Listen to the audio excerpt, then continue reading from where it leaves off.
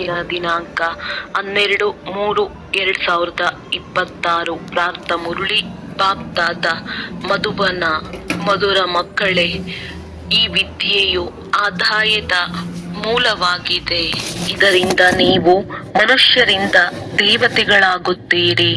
21 ಜನ್ಮಗಳಿಗಾಗಿ ಸತ್ಯ ಸಂಪಾದನೆಯಾಗುತ್ತದೆ. ಪ್ರಶ್ನೆ: ತಂದೆಯು ಯಾವ ಮಧುರಾತಿ ಮಧುರ ಮಾತುಗಳನ್ನು ತಿಳಿಸುತ್ತಾರೆಯೋ ಅವು ಯಾವಾಗ ಧಾರಣೆಯಾಗುತ್ತವೆ?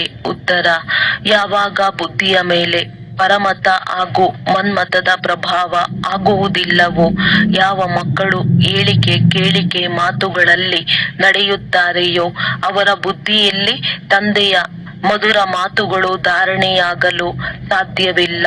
ಜ್ಞಾನದ ಮಾತುಗಳನ್ನು ಬಿಟ್ಟು ಬೇರೇನಾದರೂ ತಿಳಿಸುತ್ತಾರೆಂದರೆ ಅವರು ಶತ್ರುಗಳಿದ್ದಂತೆ. ಸುಳ್ಳು ಮಾತುಗಳನ್ನು ತಿಳಿಸುವವರು ಅನೇಕರಿದ್ದಾರೆ. ಆದ್ದರಿಂದ ಕೆಟ್ಟದನ್ನು ಕೇಳಬೇಡಿ, ಕೆಟ್ಟದ್ದನ್ನು ನೋಡಬೇಡಿ. ಮನುಷ್ಯರಿಂದ ದೇವತೆಗಳಾಗಲು ಒಬ್ಬ ತಂದೆಯ ಶ್ರೀಮತದನುಸಾರವೇ ನಡೆಯಬೇಕಾಗಿದೆ.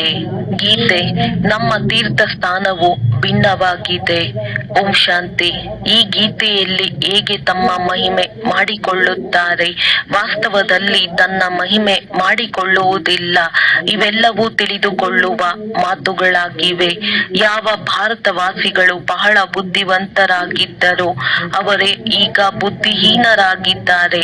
ಅಂದ ಮೇಲೆ ಈಗ ಬುದ್ಧಿವಂತರು ಯಾರೆಂದು ಪ್ರಶ್ನೆ ಉದ್ಭವಿಸುತ್ತದೆ. ಇದನ್ನು ಎಲ್ಲಿಯೂ ಬರೆದಿಲ್ಲ. ನೀವು ಗುಪ್ತವಾಗಿದ್ದೀರಿ. ಎಷ್ಟೊಂದು ಅದ್ಭುತ ಮಾತುಗಳಾಗಿವೆ.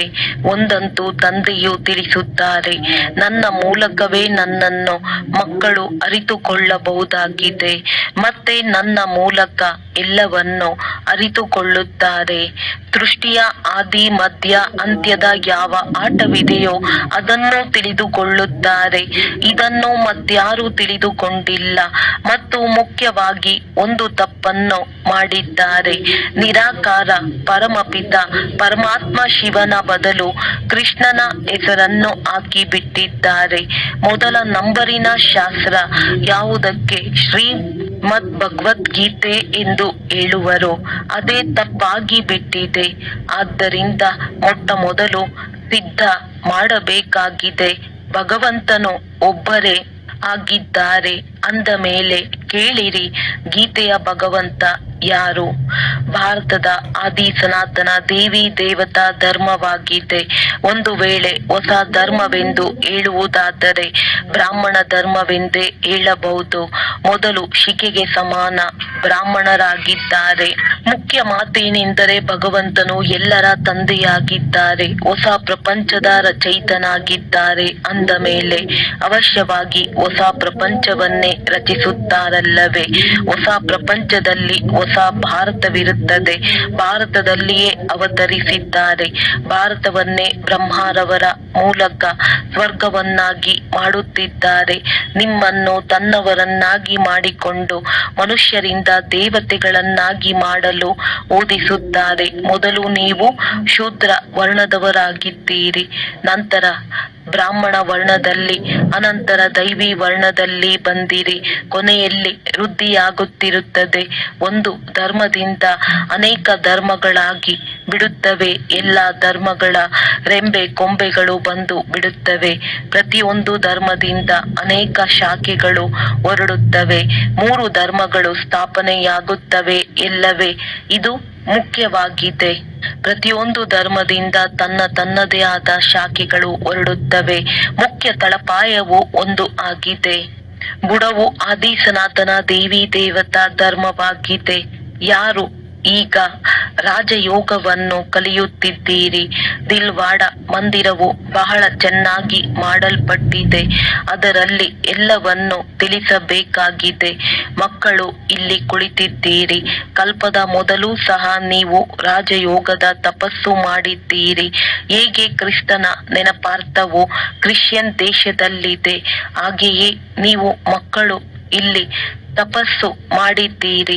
ಆದ್ದರಿಂದ ನಿಮ್ಮ ನೆನಪಾರ್ಥವು ಇಲ್ಲಿಯೇ ಇದೆ. ಬಹಳ ಸಹಜವಾಗಿದೆ. ಆದರೆ ಯಾರು ತಿಳಿದುಕೊಂಡಿಲ್ಲ. ಇದೆಲ್ಲವೂ ಕಲ್ಪನೆಯಾಗಿದೆ.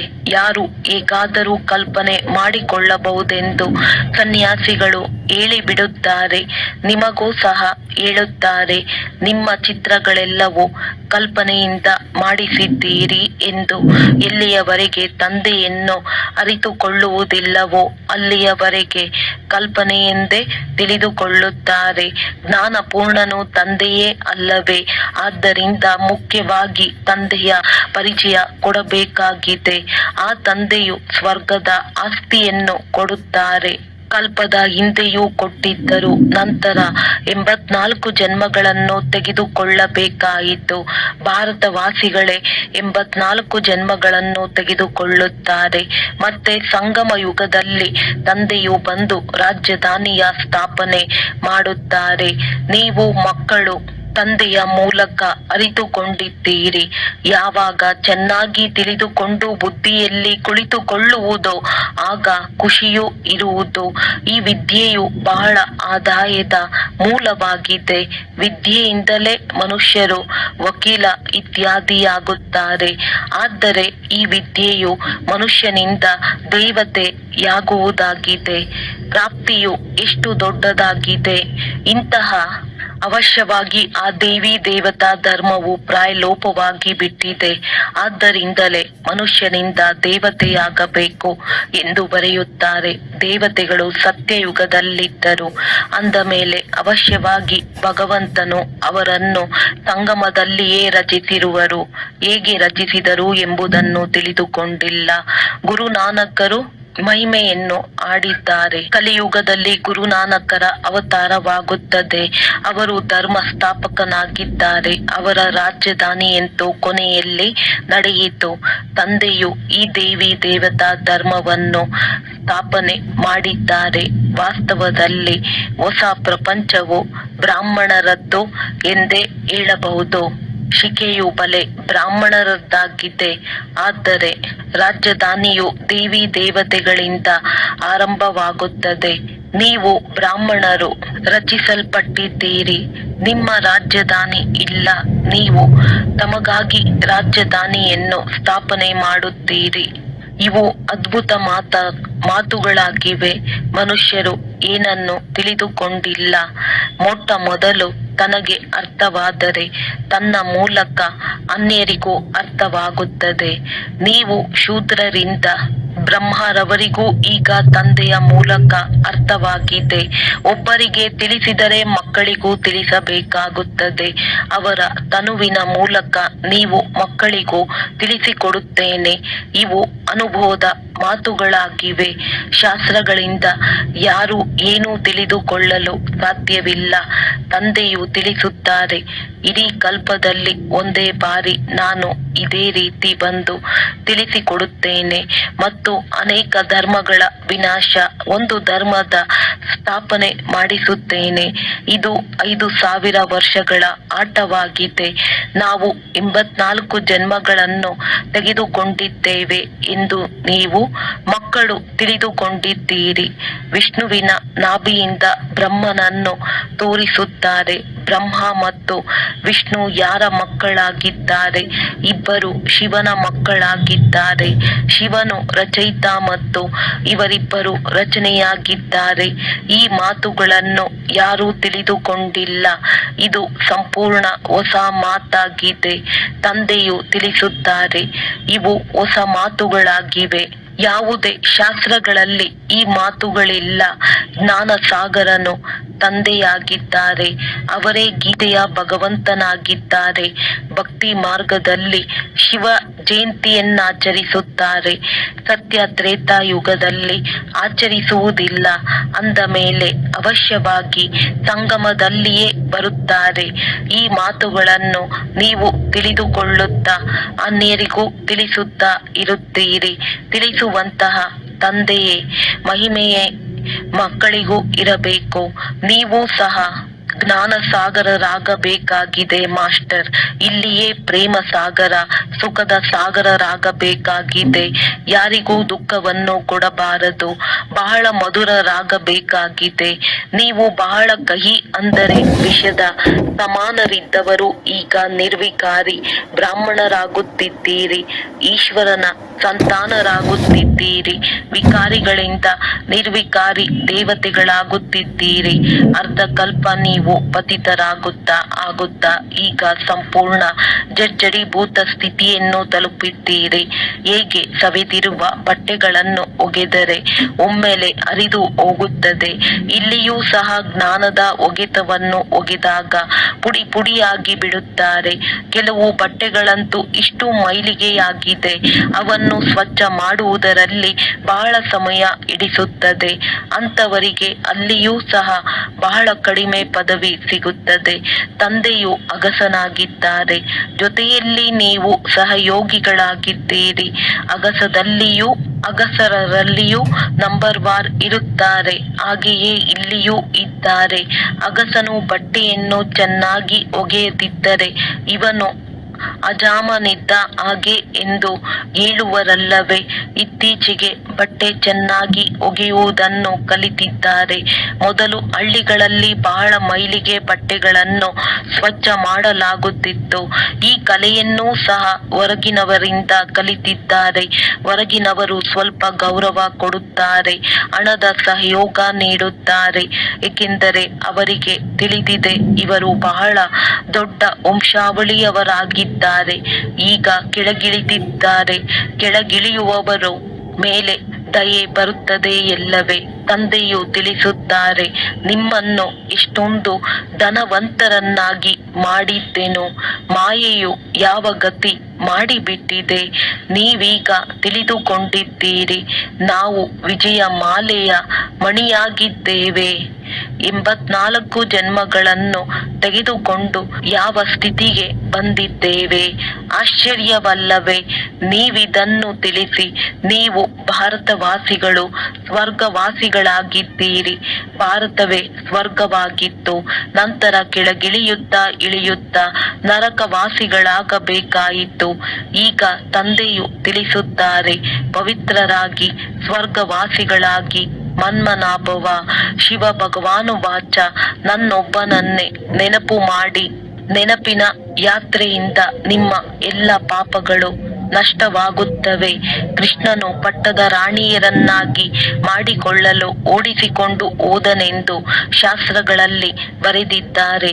ವಾಸ್ತವದಲ್ಲಿ ನೀವೆಲ್ಲರೂ ಓದುತ್ತಿದ್ದೀರಿ, ಪಟ್ಟದ ರಾಣಿಯರು ಆಗುತ್ತಿದ್ದೀರಿ. ಆದರೆ ಮಾತುಗಳನ್ನು ಯಾರೂ ತಿಳಿದುಕೊಂಡಿಲ್ಲ. ಈಗ ತಂದೆಯು ಬಂದು ಮಕ್ಕಳಿಗೆ ತಿಳಿಸಿದ್ದಾರೆ, ನಾನು ಕಲ್ಪ ಕಲ್ಪವೂ ನಿಮಗೆ ತಿಳಿಸಲು ಬರುತ್ತೇನೆ. ಮೊಟ್ಟ ಮೊದಲು ಭಗವಂತನು ಒಬ್ಬರೇ ಆಗಿದ್ದಾರೆ ಎಂಬುದನ್ನು ಸಿದ್ಧ ಮಾಡಿ ತಿಳಿಸಿ. ನಂತರ ಗೀತೆಯ ಭಗವಂತ ಯಾರು ಎಂಬುದನ್ನು ತಿಳಿಸಿ. ರಾಜಯೋಗವನ್ನು ಯಾರು ಕಲಿಸಿದ್ದಾರೆ? ಭಗವಂತನೇ ಬ್ರಹ್ಮರವರ ಮೂಲಕ ಸ್ಥಾಪನೆ ಮಾಡಿಸುತ್ತಾರೆ ಮತ್ತು ವಿನಾಶ ನಂತರ ಪಾಲನೆ ಮಾಡಿಸುತ್ತಾರೆ. ಈ ಬ್ರಾಹ್ಮಣರೇ ಮತ್ತೆ ದೇವತೆಗಳಾಗುವರು. ಯಾರು ಕಲ್ಪದ ಹಿಂದೆ ತಿಳಿದುಕೊಂಡಿದ್ದರೋ ಅವರಿಗೆ ಈ ಮಾತುಗಳು ಅರ್ಥವಾಗುತ್ತದೆ. ಈ ಸಮಯದವರೆಗೆ ಯಾವ ಕ್ಷಣ ಪ್ರತಿಕ್ಷಣ ಕಳೆಯಿತೋ ಅದೆಲ್ಲವನ್ನು ತಿಳಿದುಕೊಳ್ಳುತ್ತಾರೆ. ಡ್ರಾಮಾದಲ್ಲಿ ನೀವು ಬಹಳ ಪುರುಷಾರ್ಥ ಮಾಡಬೇಕಾಗಿದೆ. ಇದಂತೂ ಮಕ್ಕಳಿಗೆ ತಿಳಿದಿದೆ. ಈಗಿನ್ನು ನಮ್ಮ ಸ್ಥಿತಿಯು ಅಲ್ಲಿಯವರೆಗೆ ತಲುಪಿಲ್ಲ. ಸಮಯ ಹಿಡಿಸುತ್ತದೆ. ಕರ್ಮಾತೀತರಾಗಿ ಬಿಟ್ಟರೆ ಮತ್ತೆ ಎಲ್ಲರೂ ನಂಬರ್ 1 ತೇರ್ಗಡೆಯಾಗಿ ಬಿಡುವರು. ಮತ್ತೆ ಯುದ್ಧವು ಆರಂಭವಾಗಿ ಬಿಡುತ್ತಿತ್ತು. ಈಗಿನ್ನು ಪರಸ್ಪರ ಕಿರಿಕಿರಿ ನಡೆಯುತ್ತಲೇ ಇರುತ್ತದೆ. ನೀವು ತಿಳಿದುಕೊಂಡಿದ್ದೀರಿ, ಎಲ್ಲಿ ನೋಡಿದರಲ್ಲಿ ಯುದ್ಧಕ್ಕಾಗಿ ತಯಾರು ಮಾಡುತ್ತಿದ್ದಾರೆ. ಇತ್ತ ಕಡೆಯೂ ತಯಾರಿಗಳು ನಡೆಯುತ್ತಿದೆ. ನೀವು ಯಾವುದೆಲ್ಲವನ್ನು ದಿವ್ಯ ದೃಷ್ಟಿಯಿಂದ ನೋಡಿದ್ದೀರೋ ಅದನ್ನು ಮತ್ತೆ ಈ ಕಣ್ಣುಗಳಿಂದ ನೋಡುವಿರಿ. ಯಾವ ವಿನಾಶದ ಸಾಕ್ಷಾತ್ಕಾರ ಮಾಡಿದ್ದೀರೋ ಅದನ್ನು ಈ ಸ್ಥೂಲ ಕಣ್ಣುಗಳಿಂದ ನೋಡುತ್ತೀರಿ. ಸ್ಥಾಪನೆಯ ಸಾಕ್ಷಾತ್ಕಾರವನ್ನು ನೋಡಿದ್ದೀರಿ, ಮತ್ತೆ ಅದನ್ನು ಪ್ರತ್ಯಕ್ಷದಲ್ಲಿ ರಾಜಧಾನಿಯನ್ನೂ ನೋಡುತ್ತೀರಿ. ನೀವು ಮಕ್ಕಳಿಗಂತೂ ಬಹಳ ಖುಷಿ ಇರಬೇಕು. ಇದಂತೂ ಹಳೆಯ ಶರೀರವಾಗಿದೆ. ಯೋಗದಿಂದ ಆತ್ಮವು ಪವಿತ್ರವಾಗುವುದು. ನಂತರ ಈ ಹಳೆಯ ಶರೀರವನ್ನು ಬಿಡಬೇಕಾಗಿದೆ. 84 ಜನ್ಮಗಳ ಚಕ್ರವು ಪೂರ್ಣವಾಗುತ್ತದೆ. ಆಗ ಎಲ್ಲರಿಗೆ ಹೊಸ ಶರೀರವು ಸಿಗುತ್ತದೆ. ಇವು ಸಹ ತಿಳಿದುಕೊಳ್ಳುವ ಬಹಳ ಸಹಜ ಮಾತುಗಳಾಗಿವೆ. ಇದನ್ನು ತಿಳಿಸಬಹುದು. ಕಲಿಯುಗದ ನಂತರ ಸತ್ಯಯುಗವು ಅವಶ್ಯವಾಗಿ ಆಗುವುದು. ಅನೇಕ ಧರ್ಮಗಳ ವಿನಾಶವೂ ಆಗುವುದು. ನಂತರ ಆದಿ ಸನಾತನ ದೇವಿ ದೇವತಾ ಧರ್ಮದ ಸ್ಥಾಪನಾರ್ಥವಾಗಿ ತಂದೆಯು ಬರಬೇಕಾಗುತ್ತದೆ. ದೇವತೆಗಳಾಗುವುದಕ್ಕಾಗಿ ನೀವೀಗ ಬ್ರಾಹ್ಮಣರಾಗಿದ್ದೀರಿ, ಮತ್ಯಾರು ಆಗಲು ಸಾಧ್ಯವಿಲ್ಲ. ನಾವು ಶಿವ ತಂದೆಯ ಮಕ್ಕಳಾಗಿದ್ದೇವೆ. ನಮಗೆ ತಂದೆಯು ಆಸ್ತಿಯನ್ನು ಕೊಡುತ್ತಿದ್ದಾರೆಂದು ನಿಮಗೆ ತಿಳಿದಿದೆ. ಶಿವ ಜಯಂತಿ ಎಂದರೆ ಭಾರತಕ್ಕೆ ಆಸ್ತಿಯು ಸಿಕ್ಕಿತು ಎಂದರ್ಥ. ಶಿವ ತಂದೆಯು ಬಂದು ಏನು ಮಾಡಿದರು? ಇಸ್ಲಾಮಿ ಬೌದ್ಧರು ಮೊದಲಾದವರು ಬಂದು ತಮ್ಮ ಧರ್ಮವನ್ನು ಸ್ಥಾಪನೆ ಮಾಡಿದ್ದರು. ಅಂದಾಗ ತಂದೆಯು ಬಂದು ಏನು ಮಾಡಿದರು? ಅವಶ್ಯವಾಗಿ ಸ್ವರ್ಗ ಸ್ಥಾಪನೆ ಮಾಡಿದರು. ಹೇಗೆ ಸ್ಥಾಪನೆ ಮಾಡಿದರು, ಹೇಗೆ ಸ್ಥಾಪನೆಯಾಗುತ್ತದೆ ಎಂಬುದನ್ನು ನೀವೀಗ ತಿಳಿದುಕೊಂಡಿದ್ದೀರಿ. ಮತ್ತೆ ಸತ್ಯಯುಗದಲ್ಲಿ ಇದೆಲ್ಲವನ್ನು ಮರೆತು ಹೋಗುತ್ತೀರಿ. ಈಗ ಇದನ್ನು ತಿಳಿದುಕೊಂಡಿದ್ದೀರಿ. ನಾವೀಗ 21 ಜನ್ಮಗಳ ಆಸ್ತಿಯನ್ನು ತೆಗೆದುಕೊಂಡು ಹೋಗುತ್ತೇವೆ. ಇದು ಡ್ರಾಮಾದಲ್ಲಿ ನಿಗದಿಯಾಗಿದೆ. ಬಲೆ, ಅಲ್ಲಿ ಇವರು ತಂದೆಯಾಗಿದ್ದಾರೆ. ಇವರು ಮಕ್ಕಳಿಗೆ ಆಸ್ತಿಯು ಸಿಗುತ್ತದೆ ಎಂಬುದು ತಿಳಿದಿರುತ್ತದೆ. ಆದರೆ ಆ ಪ್ರಾರಬ್ಧವು ಈಗಿನದ್ದಾಗಿದೆ. ಸತ್ಯ ಸಂಪಾದನೆ ಮಾಡಿ 21 ಜನ್ಮಗಳಿಗಾಗಿ ನೀವು ಆಸ್ತಿಯನ್ನು ಪಡೆಯುತ್ತಿದ್ದೀರಿ.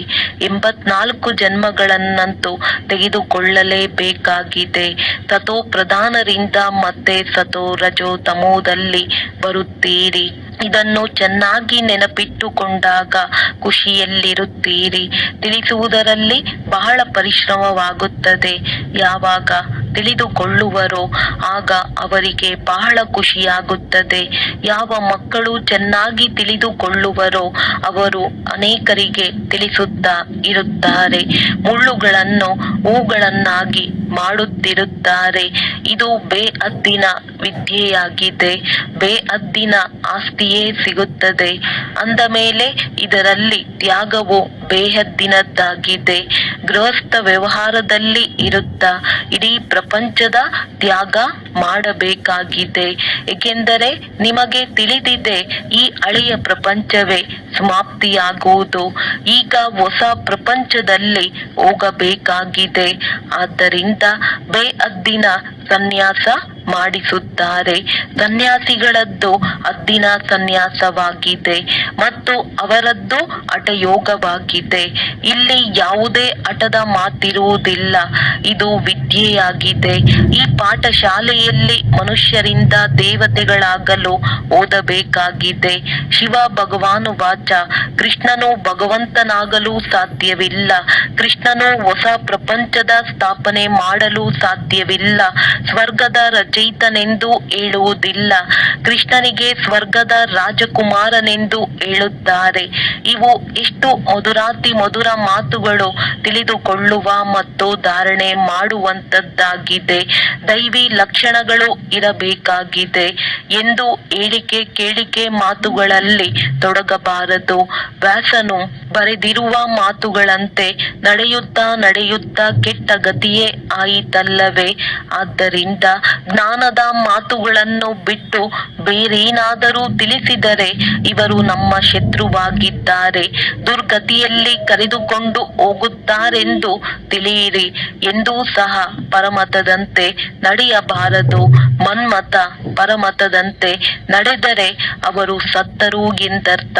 ತಂದೆಯು ತಿಳಿಸುತ್ತಿರುತ್ತಾರೆ, ಸುಳ್ಳು ಮಾತುಗಳಂತೂ ಹೇಳುವವರು ಅನೇಕರಿದ್ದಾರೆ.